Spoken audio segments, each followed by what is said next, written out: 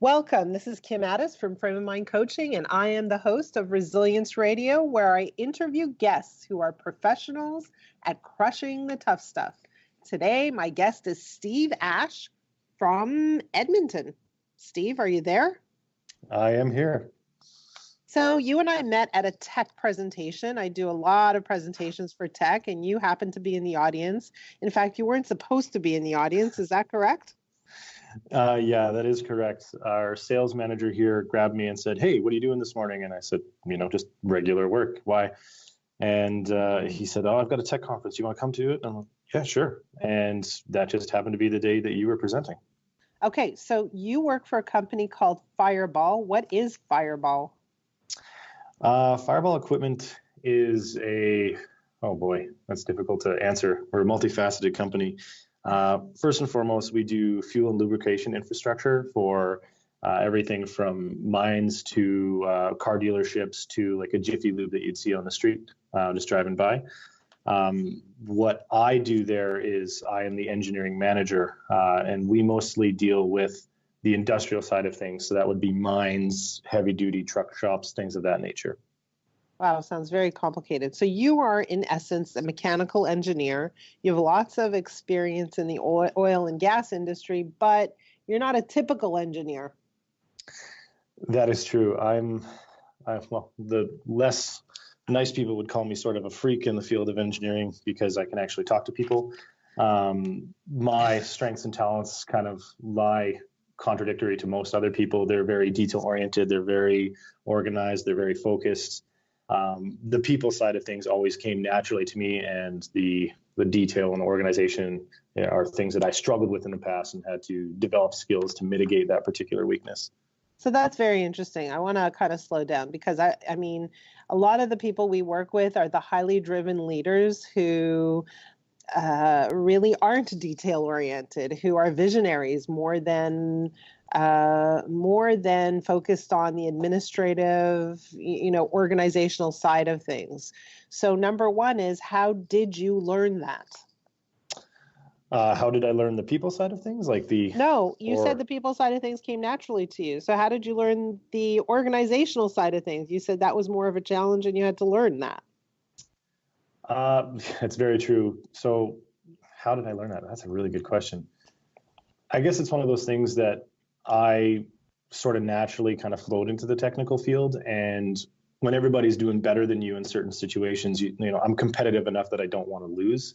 Uh-huh. So it's, I actually hate losing, but I had to learn how to stay competitive with people who just had that natural aptitude for things that I didn't. And I can't keep track of 19 million things in my mind. I have running lists. I have check boxes. I have apps on my phone. I have like a to-do list journal that I fill out every morning just to keep my priorities straight, because I'm so prone to jumping from thing to thing to thing to thing that I'll never get anything done. So it's been a lot of trial and error. I wouldn't say that there was any defining moment where I learned it. It was just a coping mechanism that's now become part of my everyday life. So you use tools that are available out there. You use the word journal. So tell me about that a little more. A to-do journal, what is that? So my wife and I found something online. There's something called the Productivity Journal, and I don't remember who makes it, but basically it's a weekly journal, and you write your 5, I must complete these this week, and then your next 5 most important, and then your 5 least important, I guess you could call them. And then every single day, you say, this is the one thing. If I got this one thing done, it would be a win for me. Mm-hmm. And then here's the next 2, and then here's the next 2. And then each one you assign a specific length of time that you think it's going to take you to do. I think they call them, it's the Pomodoro technique. Each chunk is 25 minutes. Okay, yeah. I've heard of that. Yeah, each chunk is 25 minutes, and you say, oh, I estimate this is going to take me 3 Pomodoros, so 75 minutes, and then how long did it actually take you? And then you kind of give yourself a score at the end of the day. How productive did I feel from 1 to 10, and why?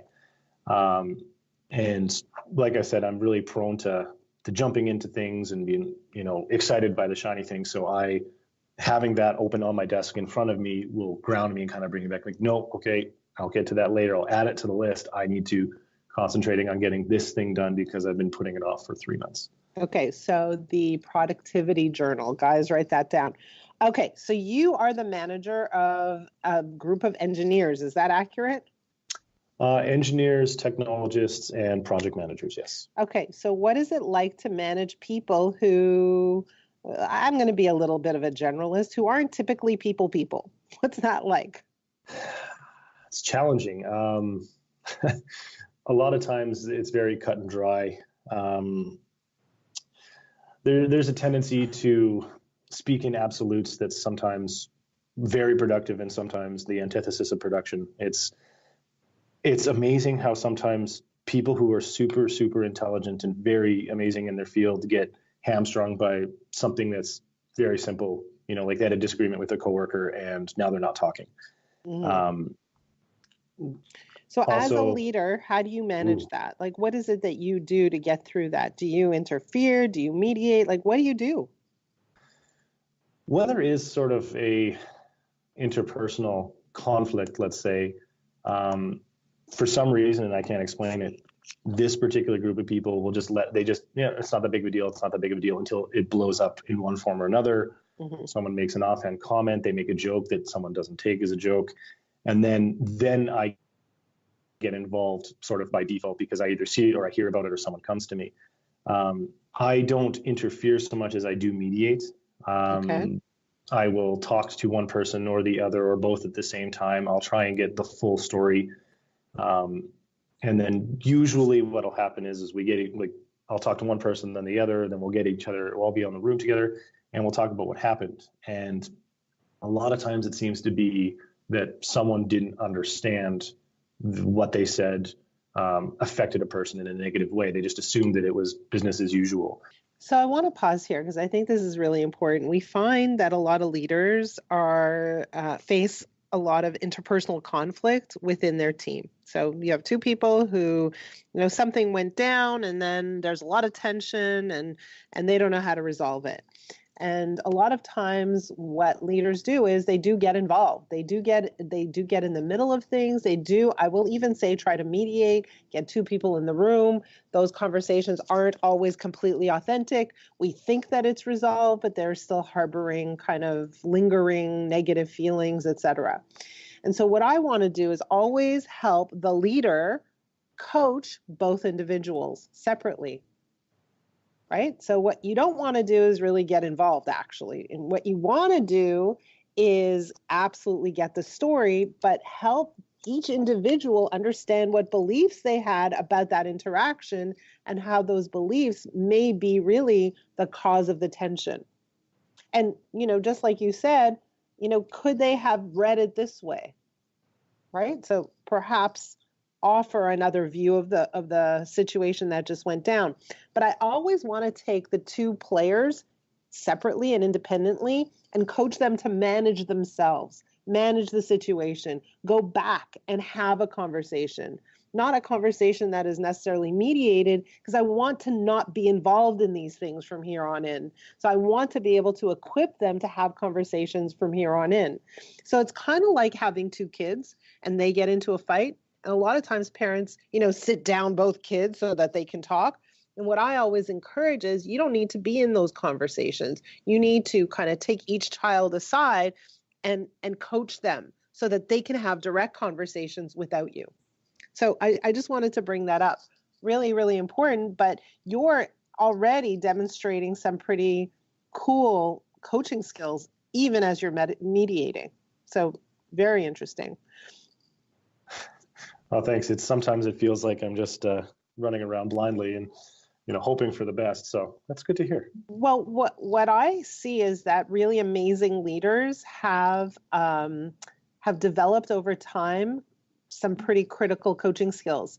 And that's one of my passions, my mission in life really is to help leaders coach their team instead of having to get involved in every little encounter, kerfuffle that takes place. So, but I wanted to go back to you for a moment. You, as a child, you didn't kind of have a dream to be an engineer. So how did that unfold? Actually, growing up, my dream was to be a fighter pilot. So thank you, Top Gun. Right. But then once I found out I didn't have perfect vision and, I'd have to join the military, that sort of fell out of, my world. But I was one of those really terrible high school students who just What's showed terrible? up. What's Okay. terrible? What kind of grades did you get? Terrible as in I didn't live up to my potential at all. So I got 70, 75%. So you were an average student. But that was, I never studied and I never did homework. So if I had actually put in effort, it could have been 85, it could have been 90. That's the story that I tell myself anyway. Okay. And I had no idea what I wanted to do afterwards. Zero clue. I always pegged myself as, no, I'm never going to go to university. I'm never going to be a university student. And that was a story that I kind of made myself believe. But and why was that? What was unattractive about university to you, or why didn't you think that wasn't why did you think that wasn't for you? I can't really put my finger on it. Like now, it just seems like a very immature thought. But I just didn't see how I would fit in there. I didn't see that it was for me. I just figured, why bother? I don't know what I want to do, so why would I go? It just doesn't make sense. Okay. So, I just never thought of it. But I think subconsciously I did think that I was capable, because I don't know how it works where you are, but we have like the 10, 20, 30 level courses in Alberta here. Okay. So, like you have if you're taking math 10, that's the best. You could take math 13 or math 14, and those are lower grades of math. But I took all 30 level pure mathematics, physics, chemistry, biology 30. Like I took all the courses that one would take to get into university. Okay. So I kind of left myself a little bit of a note there, but I finished high school and I worked in a restaurant for 2 years. And I had no idea what I wanted to do. I was adrift without a direction. And then I had one of those life-changing epiphanies where I saw someone kind of who I worked with in a very bad space in life, like drinking and substance abuse and things of that nature. And I figured, oh, this is definitely not where I want to be. So within the span of a week, I had quit that job, got a day job, and applied at the Northern Alberta Institute of Technology here in Edmonton. Because I need to do something. I can't do this anymore. It was just like a struck by lightning, everything changed moment. So that was a wake-up call. Oh, yeah, very much so. I saw exactly what I did not want my life to be and how it could very easily go that way. And I decided to pull the emergency brake on that. Okay. I went and I did engineering, design and drafting technologies at NAIT for 2 years, and then got a job. And, I was drafting mechanical stuff, and it fell into place for me. It was thinking in 3 dimensions, and mechanical aptitude had always been there, but it never really clicked that was a thing I could do. So started working for some oil field companies, working on downhole tools, things of that nature. And an ex-girlfriend actually bet me that, I could never go back to school again. And we were walking through the university campus because there's a metro station there, and we were walking through, and I was like, it is beautiful here. It is. All the buildings are old. It looks great. The lilacs are blooming. It just looks amazing. I could go here. And I got that. I bet you couldn't do it. Right. So that night, I paid the $275 or whatever it was for for that application to see if I could get in. And then just to prove her wrong. Wow, I promptly forgot about it because I will be honest, there was a beer garden or two involved before that. So I applied and, probably forgot about it and didn't really think too much of it. And then, 6 months later, I was like, oh yeah, I wonder if I'm going to get a phone call about it. Oh, what am I going to do if that happens? And I had just changed jobs. This is February of 2008. I had just changed jobs and kind of started working at a startup. And then, I got the email saying like, oh yeah, your application is in process. We will let you know. And I went to vacation. I went to the Dominican Republic and I came back and my dad handed me an envelope that was from the university saying, hey, you're in, get ready to go to school in 3 weeks. So were you excited or did you feel like you just kind of signed not a death certificate, but like, oh man, what did I do? Terrified. I was Terrified. absolutely terrified because I was like, oh man, here we go. What was I thinking? How old was I? I am 22, almost 23. I'm going back to university. This is crazy. Who does that? Actually, no, I was 23, almost 24. It sounds like you were like 80. I know but I was thinking like, oh, what am I going to do? Oh, like all this calculus, and I started freaking myself out. And um, I built it up way more in my head. And I showed up, and it was a struggle. The first year was a struggle. I think my GPA was a 1.8 or a 1.9. And this was me actually trying, mind you, not just coasting. Wow. The math was very difficult. I wasn't used to the caliber of questions. The caliber of expectations was totally different. Because I'm still used to high school and a small technical institute where the teachers care about you. Now you're just a number. They don't care if you show up. They don't care if you pass. It's up to you. The onus is on you to go and get coaching or tutoring or ask them questions, go office hours, things like that. And I was not prepared. And fortunately, I built a network of really good friends who ended up supporting each other the entire way through. And I'm still really good friends with some of them now. And by the end of my tenure at university, I was like a 3.1, 3.3 student. So I want to ask you a couple of questions. So at first, after high school, you went to work in a restaurant. What did your parents think about that plan? I made a deal that I would only take a year off. It was with my mom. She said, you need to go and do some sort of post-secondary. I don't care if it's a trade. I don't care if it's college. I don't care if it's university, but you need to get something. Because both of my parents never went to college or university. My father went to the University of Guelph for a while, and then he unfortunately dropped out. So how much do you think that influenced your decisions? I would say fairly significantly. It was, don't let mom down, because, no one likes to get that I still love you, but I'm disappointed in you speech. So right. I did not want that. But it was kind of like an impromptu contract looking back at it, okay, you can take a year off and find yourself, but by that end of that year, you need to have a plan in life. Except you took 2 years. I think now I started when I was 17 and I did it when I was 19. So I was working at that restaurant when I was still in my last year of high school, if I remember correctly. Okay. Yeah. Interesting. Okay. So that's question number one. Question number two is, how did you carry on when your marks were so low? Is there any point at which you said, I just feel like quitting at this point? Not that I feel like I'm quitting or I felt like quitting. It was, I'm going to stay here until they kick me out. That was sort of the mentality for myself. Like I said, I don't like to lose. I don't I'm very competitive, and I'm surrounded by people who are doing better than me. I want to be those people. I want to do better than them. So that really assisted. But there was a couple times where I figured, well, this is it. It's game over. There's a few classes in mechanical engineering that are a struggle, I will say. Okay. You hit the multivariable differential equations in third year, and it's like, just give me a number. That would be great. Everything's it can't be solved as 0 or it's 1. Come on, just give me something. So that the theoretical, very high end math I struggled with. Some people see it as elegant. My wife is one of them. She's a chemical engineer, and she just gets over the moon, and she gets really pumped up about things like that. And me, I don't understand it. I see the pattern. I know if I see this, I have to do this. It doesn't click for me, but I found a method to go my way through it. Okay. Did you meet her at school? I met her the very first day in the very first class. Wow. Yeah. It was. So you really won.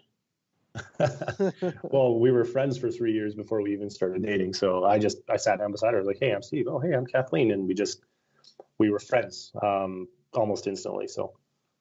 Okay. Well, that worked out for you. When you look at your life now, what is your greatest challenge? I look at my life now. What is my greatest challenge? Ooh, you're asking the tough questions. Uh, I would honestly say where to go from here is my toughest challenge right now. Um, because starting, working my way up in a very non-conventional career path compared to typical engineers, I was exposed to different things. Coming up in a company that was almost a startup, I started there as a drafter and then I went back to school and then I came as an engineer and I was kind of put in a little box. Oh, that's just Steve. That's who he is. That's how he does things. And unfortunately, so was it an engineer box or a Steve box? It was a Steve box. It wasn't an engineer and box. Define that. What does that even mean? When I started at that company, I was fairly young. I will throw out the word immature. Didn't really know, the higher end of things, and I was kind of goofy. I was just that goofy guy, Steve, who isn't that detailed, who isn't that technical. So we'll find a spot for him where he can't hurt himself or others. So why did they hire you if you weren't that detailed and kind of immature? Like, what was it about you that got the job? The drafting and design stuff I was very good at. I can think in 3 dimensions very easily. It's a skill that they teach you when you're in school. You start drafting and you transpose things from 2 dimensions to 3 dimensions. And it clicked for me. What would take people an hour or 2 would take me 20 minutes. Okay. It was just one of those things. So that really, really helped with the drafting and design portion of things. And I was challenged by it. I could, even those things that became monotonous, I would say, you know what, I did 40 of these last hour. Let's see if I can hit 50 this hour. Okay. So I was always kind of pushing the status quo a little bit. And, as far as the goofy, immature thing, that's some personality aspects, but they never really trickled into the work, I would say. Okay. They put me into like more of a field engineering or small projects position. So the field engineering was, you go out to site, you get the phone call, hey, you got to fly to Ecuador or Peru or Albania or Australia, and you got to go and this thing's busted. You got to tell them how to fix it. So I would go and do that, and it fit with my particular strengths and skill set and personality because I like challenge. I like new things. I am good with people. I really love to problem solve, and I'm adaptable. I can think on my feet. So I was kind of a natural for that role. Mm-hmm. And then when I was in the office, it was more of a small projects thing, so I wouldn't get bored. But if you stack me up against someone who's very, very technically oriented and very, very focused and organized, from a technical aspect, I can't really compete with that. Okay. So go back. Your question is, what's next for me? So, yes. It's funny. I just got off a phone call with someone that said, think about what's scary and do that. Like, if you think about what's scary. Scary for me. Oof. Yeah. Like, what's a real stretch? Because it sounds like you're the guy who likes the stretch. You're the guy who likes kind of being the comeback kid. That's very true. Ironically enough, I just had a conversation with my boss 2 days ago on Tuesday, because I told him, this is what I think I want to do in my future. As an engineer, I'm pretty good. I'm okay. As a manager, in my opinion, I think I'm doing pretty good. Okay. And I told him, like one day I want to be in a GM role. I want to be in a VP role. I want to be in a CEO, whatever it happens to be. Like I feel like this is not my pinnacle. I feel like I can do more. And that's scary, because when I accepted this role, it was way outside of the comfort zone. What do you mean I'm responsible for people? What do I have to do? Oh, I have to discipline people now? Oh, that's going to be uncomfortable. That's going to be not that nice. Right. Especially where I'm at now, because I worked with these people for 1.5 to 2 years as a peer, and then all of a sudden I'm their manager and I'm their supervisor. And that was very uncomfortable, and still has its moments where it's not that awesome. Well, it's interesting, right? Like, you think about even the word discipline is interesting, because it sounds like you're reprimanding a little bit. And as a leader, you don't want to be in that position. You want to be in a position to inspire. You want to be in a position to lift people up. You want to be in a position to help people live up to their potential. And in order to do that, you have to be able to envision their potential. And sometimes leaders their vision gets cloudy when someone isn't performing, and they just get disenchanted with that person, and they can't see the potential anymore. And sometimes that's a problem. Do you ever experience that? It has happened in the past, but more when something happens and someone's not living up to their expectations. Usually, my first question is do they have what they need? Okay. Am I missing something? Do they need something from me? Because I remember what it was like when you're trying to do complex 3D work and your computer doesn't work right and it keeps crashing on you, and then your boss comes back to you and says, "Why aren't you done this yet?" Well, because my computer's crashed 6 times in the last 3 hours, and then they get mad at you, like it's your fault that you don't have the hardware necessary to do your job. Right. So that's usually the first place that I start. What do they need? Do they have everything that they need from me? Okay, yes or no. Do they have everything that they need from the organization? Yes or no. And then, okay, have I been coaching with them? Have I been spending enough time one-on-one? Do I know what they want? What's their drivers? Mm-hmm. That's usually where I start. And then, after that point, sometimes, things just, they're not right. They don't click. Fortunately, I haven't experienced that more than once.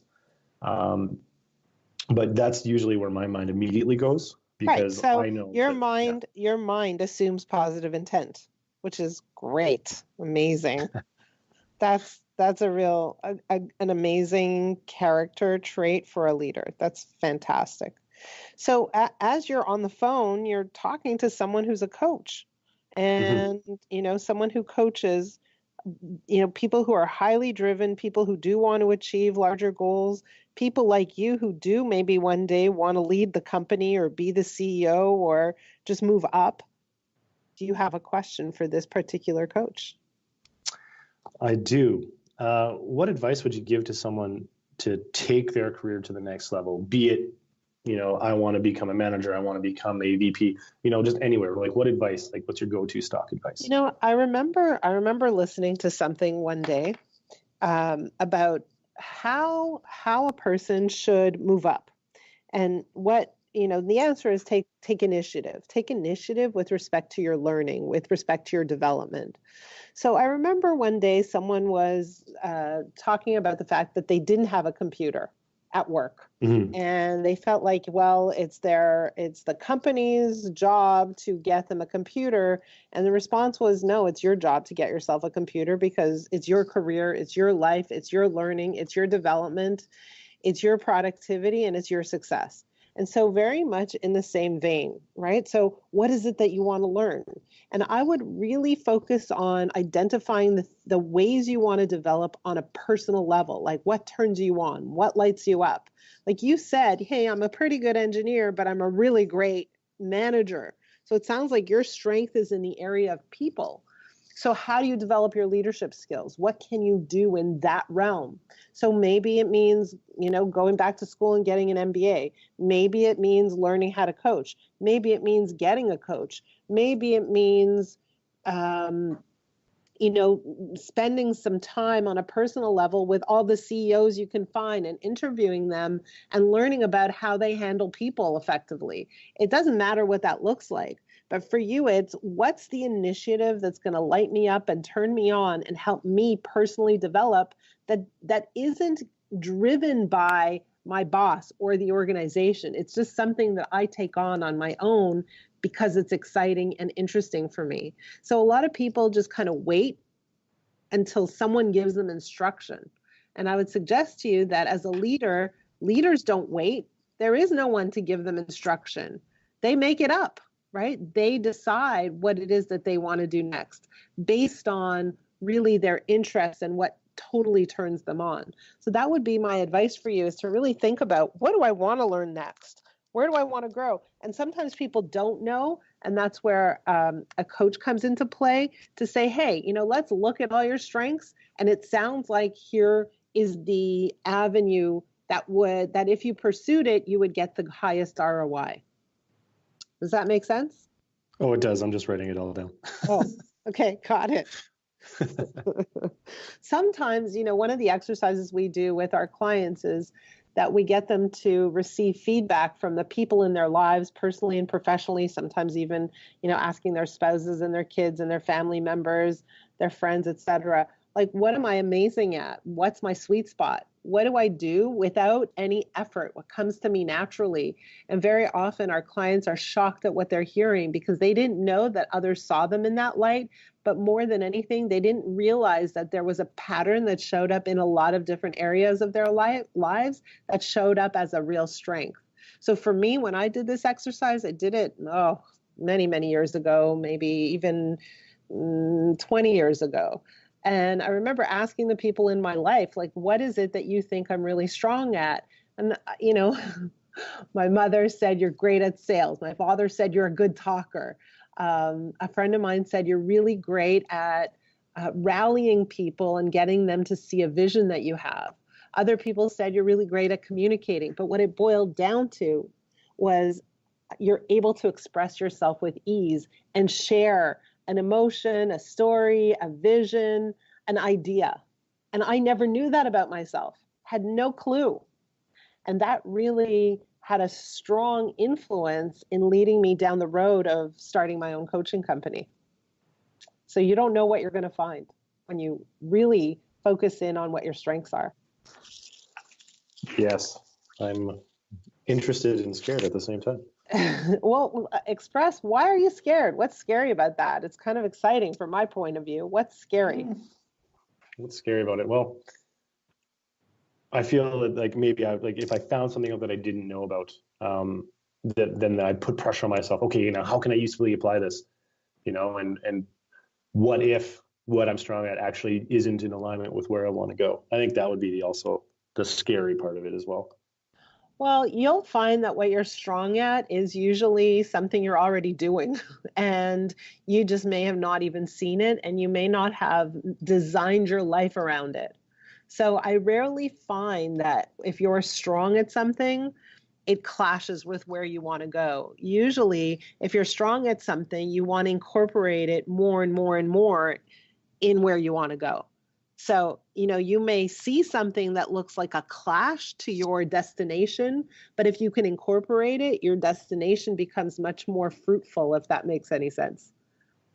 Yeah, you're kind of on a natural trajectory, and then this could be the jet fuel to get you there faster. That's exactly right. I love the way you just said that. That's exactly right. So you want to incorporate your strengths in wherever you're going because you want your journey to be a natural one that's easy and fun and joyful and really inspiring to you. So one of the interesting characteristics about you is that you have a competitive spirit. And for some people, that competition actually wears them down. It's a bit self-destructive. For you, it really fuels you in a very interesting way. And so I would look at that a little bit more closely and say, so how do we leverage that? We don't have to answer it, but that's something I would explore. Yeah. Yes. Steve, I want to say thank you so much for spending this time with us. It's been fun for me to talk to you because you are not the traditional engineer, and it's interesting to hear your story, and it's also fun for me to see that you are on your journey. You're in transit. You're in the middle, and seeing the kind of thinking, the kind of churning that says, okay, what's next for me? And I think a lot of people who are listening are also asking themselves, what's next for me? So thank you so much for sharing your time and your story with us. No problem. Thank you.